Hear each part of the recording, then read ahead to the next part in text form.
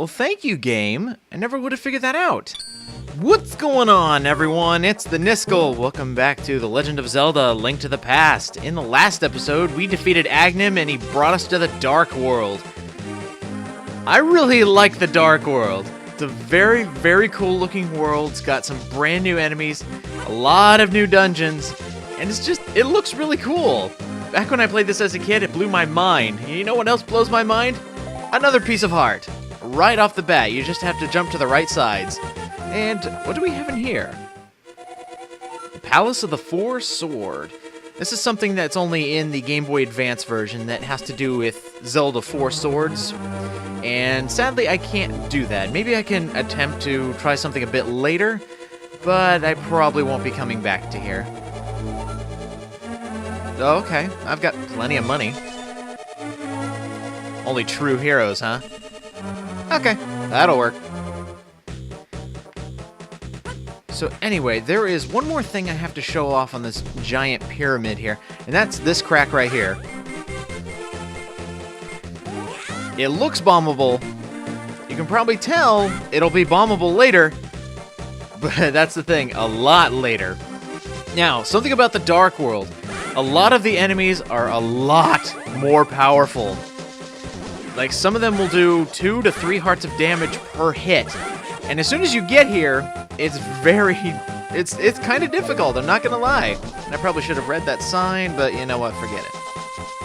Alright, so there are plenty of places that we can go to now. And the best part about this is, whatever is here in the Dark World corresponds to what's in the Light World. So if I were to come over here and... Oh, you jerks. If I were to come over here to where the potions witch was, or the potions hag, or whatever you want to call her. Alright, over here, something has replaced it. But if I ever want to go back, just go ahead and use the magic mirror.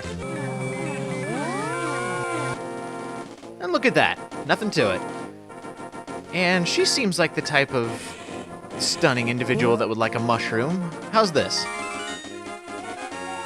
Drop by the shop later for a special surprise? Okay. Ah! I accidentally released my fairy! Get back here! Okay, back into the Dark World.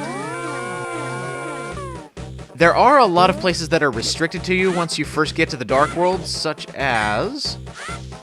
Well, we can't cross the bridge yet back to over where the castle originally was. We need another item to get there. So go ahead and skip it and see what's in this shop. Oh, just a regular shop.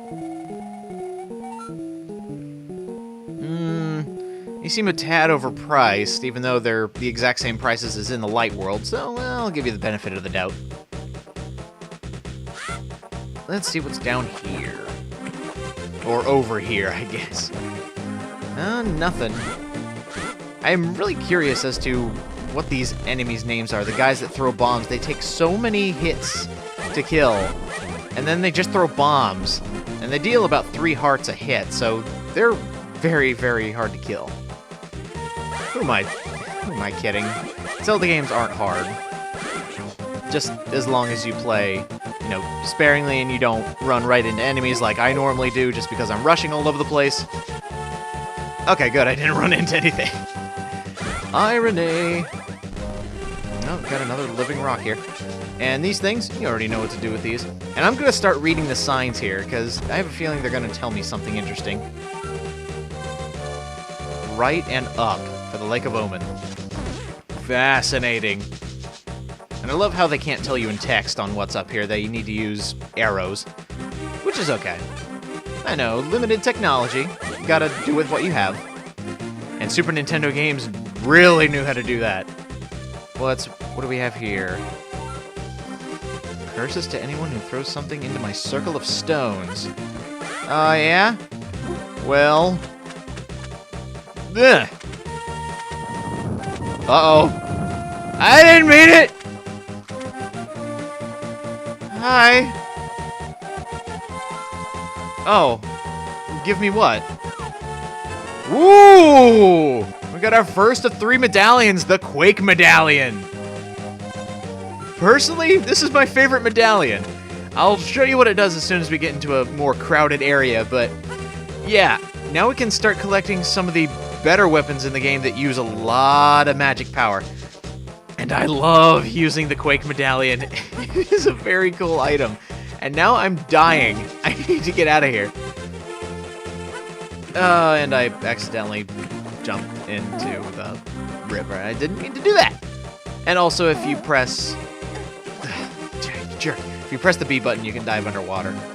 That's something I forgot to mention originally when we were here.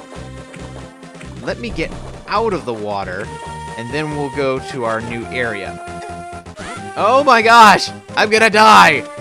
See, I mentioned the game was easy unless you're an idiot like I am.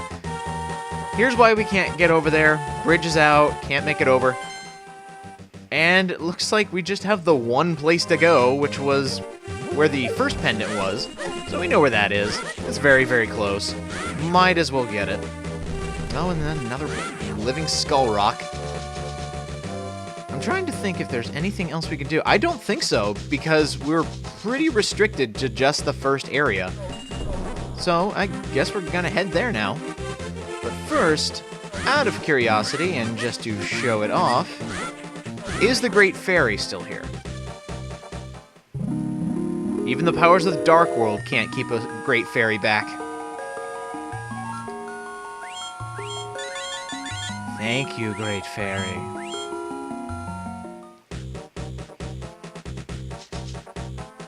Now, correct me if I'm wrong, but I believe this game was kind of the pioneer of creating light worlds and dark worlds to Nintendo games. I mean, it's a good idea. I really like it. It's a way to, double your game length by adding 2 worlds and just having to change the look of some areas.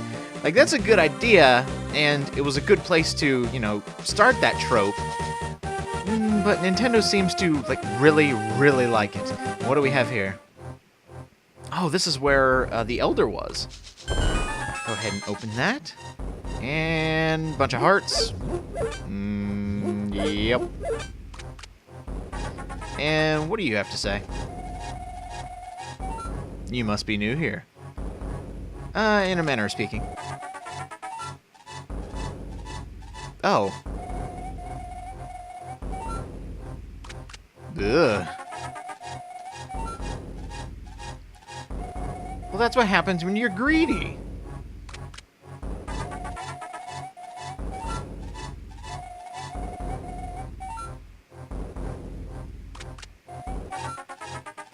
The Triforce? Okay. What did Zelda tell Link when he couldn't open a jar of pickles? Triforce. I really hate that joke. Alright. So instead of just having a bunch of statues around here that'll attack you, you have to go through a giant... Would you consider these... No, this wouldn't be thorns. What would you call this? Just a brush? A brush maze? So, gigantic maze. If you can see it, there are little dots on top of it to let you know where you're going. So, and you can also see Link a little bit through the brush, so really, you shouldn't get lost in here. Where did you come from? 10 rupees? Well, I have more than enough. There you go. Okay, well, if you're coming along, do you attack or anything? Do you defeat monsters? I would love it if you could, defeat something every now and again. But if you don't want to, I guess we can take you along for the ride. Let's see, is there anything? No, still nothing down here. How about in the light world? Because sometimes, certain locations that you go to in the dark world, you can get to different places in the light world. So, here we go! Well, he really didn't want to go there. I've actually never seen that before. That's really cool. But nothing here. Back to the dark world. Okay, never mind. Yeah, that's the one problem with the whole light world, dark world aspect. You have to be able to stand in an area where there isn't an item, or else you get sent back. And honestly, that is a brilliant way to stop your game from crashing, I guess. Is because some games can break really badly. And did I get him again? Yeah, I got him again. And you don't remember me from, like, a minute ago? Okay, here. Another 10 rupees for you, just so you'll come with me. Seems like another temple, the Dark World version. I'm just so glad we're not playing Darkseed and have to deal with a terrible Dark World. 100 rupees? What do you think, I'm made of money? Okay, go ahead.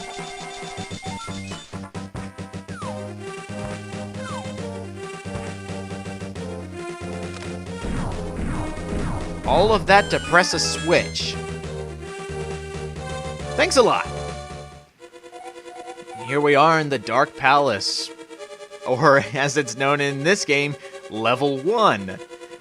So we have made it, we've explored the Dark World a little bit, made it to our first level, or dungeon.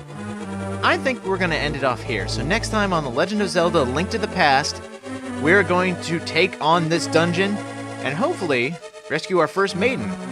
See you guys next time.